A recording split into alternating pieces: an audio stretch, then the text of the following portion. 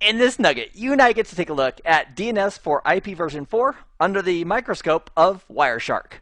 Let's begin. I'd like you to imagine a world where we had to memorize people's phone numbers and able to reach them. That'd be pretty tricky, because now we have 10 digits for most numbers in the US that we have to dial, and hanging on to those or remembering those would be quite a task. Well, we had that same kind of a challenge in IP networks, because our computers are using the IP protocols, and it would be a major pain in the rear if we had to memorize the IP addresses, for example, of servers like Google or CBT Nuggets or Cisco. So one of the dominant protocols on the internet today is DNS, domain name system, that allows us to resolve a friendly name like cisco.com or cbtnuggets.com to an appropriate IP address. And that's done through a set of records for domain name system. We have an A record, that's a 32-bit IP address that we're looking for. A C name is like an alias that can refer us to a different domain or a different name. And then we can do the resolution based on that new domain name. We have an MX record for male exchange. We should have an FX record as well for female exchange. A little joke there. But if you have an email server that's looking up or wants to resolve another email server's IP address, an MX record could be used for that. And a pointer record is often used for reverse lookups when we have, for example, an IP address and we want to find out what name is behind that IP address. A basic DNS request is going to go out on UDP, and it's going to use port number 53 as the well-known port for DNS services. So for example, if we have Bob, a user who's connected to this big puffy cloud we call the internet, Bob's computer is configured to use a DNS server. And that way, when he puts in www.cbtnuggets.com, DNS can send out a DNS request with the hope that we'll get a response back from our DNS server with the IP address or addresses associated with that name. So what we get to do is we're going to go ahead and take a router and we're going to tell it to act as a DNS server. And what I discovered is that not every single iOS router will act as a DNS server. The syntax is IP DNS server from global config. And if your router doesn't support that command, it's not part of the iOS that you're currently running. So what I had to do for this nugget, I swapped out my R2 with a different model of router that had the feature of being a DNS server. And if you're ever curious about, okay, which version of iOS supports which features, we can go to Cisco's website, /go/FN for Feature Navigator. And that can show you explicitly, based on your hardware and the iOS that you're running on that hardware, which features are supported on that platform. So what we get to do is we'll go ahead and we'll enable R2 as a DNS server.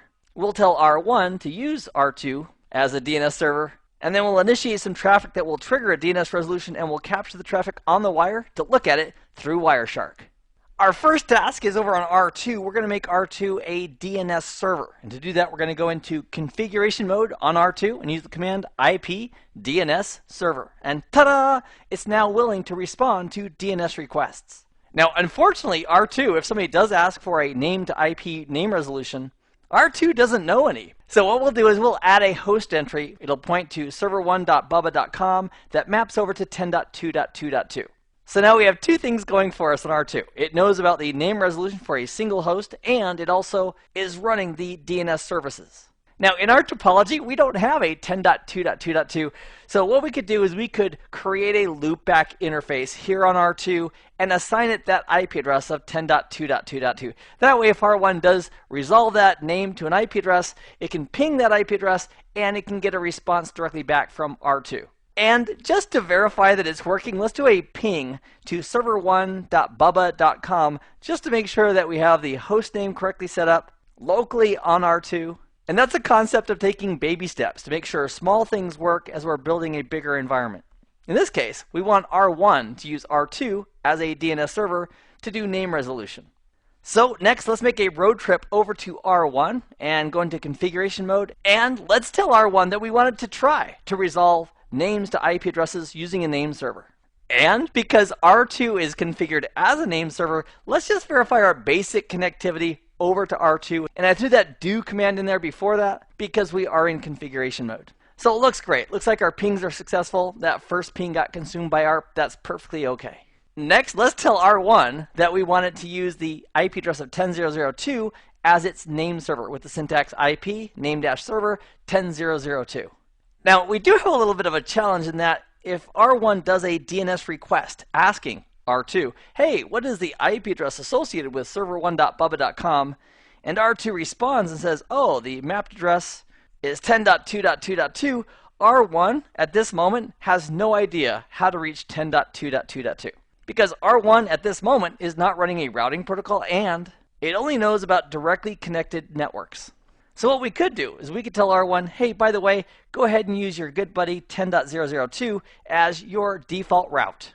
And that way, after R1 does resolve the IP address of server1.bubba.com, when it tries to reach that IP address of 10.2.2.2, it'll simply forward the packet in the direction of R2 because that'll be the default route. So to configure a default route on a Cisco router, the syntax is IP route, 4 zeros followed by 4 more zeros, and then the IP address of the next hop, which is 10.0.0.2. That is fantabulous, and we'll type in end to exit configuration mode. Because DNS is going to be using for the request UDP port 53 for the destination port, let's go ahead and turn on a simple debug in this lab environment on R1 so it can show us at the console exactly what it's doing with UDP. So our debug is going to be debug IP UDP. And then we'll start our capture. To do that, we're going to go to GNS3, where I have this topology running. We'll right-click and select Start Capture. And we'll click on OK to confirm the interface. We'll set our Wireshark capture to the side for a moment. We'll go back to the console of R1, and on R1, let's do a ping server1.bubba.com, and we'll say, let's just repeat that once instead of the traditional default 5 pings. And then in our Wireshark capture, we're going to bring that back, and let's go ahead and stop that capture here. I'm also going to stop that capture back in GNS3 by right-clicking the link and saying Stop Capture. So let's look at the play-by-play. The first thing that R1 tried to do is resolve server1.bubba.com using the domain server at 10.0.0.2, and the details about the ping indicate that server1.bubba.com got resolved to 10.2.2.2. There's our single successful ping because we used the repeat one option. And it's showing us right here that for that DNS request, that R1 used a source port of 59,877.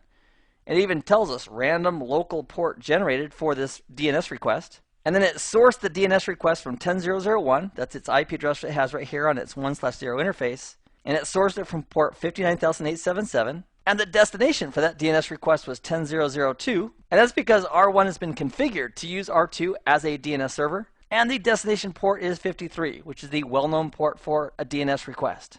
And then we got a reply. The source for the reply was 10.0.0.2. That's R2 sending the reply back. The source port from the DNS server was port 53.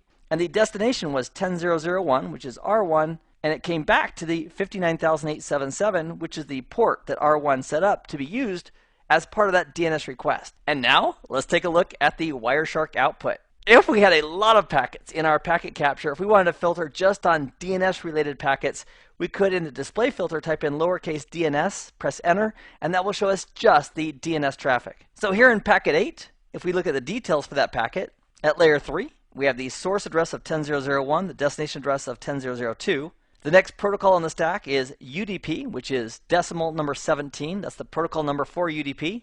And if we collapse the layer 3 information and look at the layer 4 UDP information, here it confirms our source port as well as the well-known destination port for the DNS request. Then let's collapse the layer 4 information and take a look at the application layer DNS request. So if we open up the queries section and expand that even further, here is showing us that the query was for server1.bubba.com type A, which represents that we're looking for an IPv4 32-bit address associated with that name. And then, if we look at packet number 9, which is the reply that's coming back, it was sourced from 10.0.0.2, destined for 10.0.0.1, so it's coming back to R1. The source port coming back from the server was port 53, going back to port 59,877, which is exactly where R1 is looking for that response.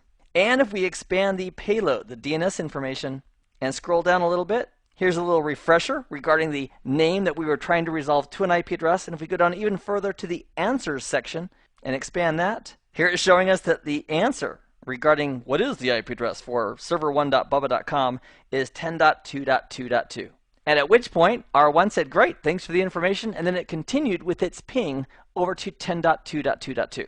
And if we want to see all of that traffic, we could go ahead and clear this display filter. And then packet number 10 has the echo request, and number 11 has the echo reply.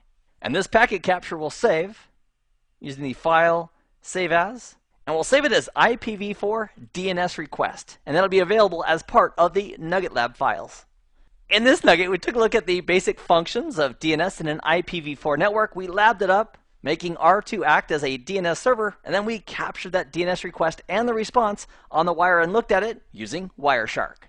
I would recommend that you lab these up as we go through them together, and that will assist you with the hands-on practice in both the configuration on the iOS side as well as using Wireshark to analyze that data as it goes over the network. I have had a great time in this nugget. I'm so glad you joined me for it. I hope this has been informative for you, and I'd like to thank you for viewing.